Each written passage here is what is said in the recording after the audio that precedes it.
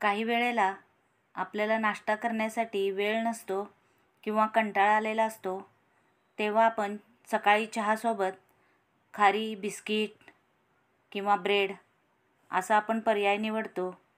त्याच्यापेक्षा हे शिळ्या चपातीचे असे कुरकुरे करून खाल्ले तर आपल्याला शरीराला चांगलंही असतं आणि अपायही होत नाही. तेव्हा हे कुरकुरे कसे बनवायचे चला आपण आता पाहूया. मी ते शिळ्या चपातीचे कात्रीने असे लांब लांब तुकडे करून घेतलेले आहेत.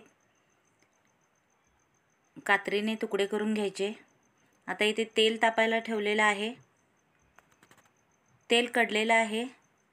आता यामध्ये आपण जे कात्रीने कापून ठेवलेले तुकडे आहेत चपातीचे ते थोडे थोडे घेऊन कुरकुरीत असे तळून काढायचे आहेत.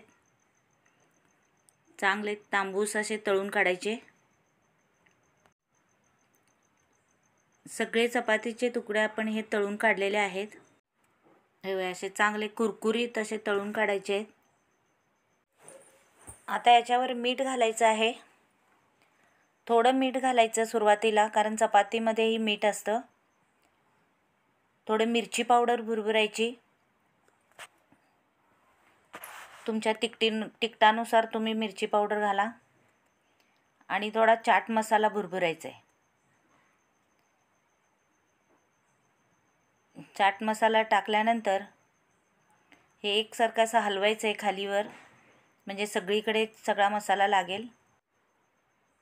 आता हे मसालेदार कुरकुरे आपले हे तयार झालेले आहेत. हे तुम्ही मधल्या वेळेसही खाऊ शकता किंवा सकाळी चहासोबत दुधासोबतही खाऊ शकता नाश्ता म्हणून. तर हे शिळ्या चपातीचे कुरकुरे ही रेसिपी तुम्हाला कशी वाटली मला कमेंट करून कळवा. माझं चॅनल सबस्क्राईब करा, माझा व्हिडिओ लाईक करा आणि इतरांना शेअरही करा. चला तर पुन्हा भेटूया गीताज रेसिपीच्या पुढच्या एका रेसिपीमध्ये. धन्यवाद.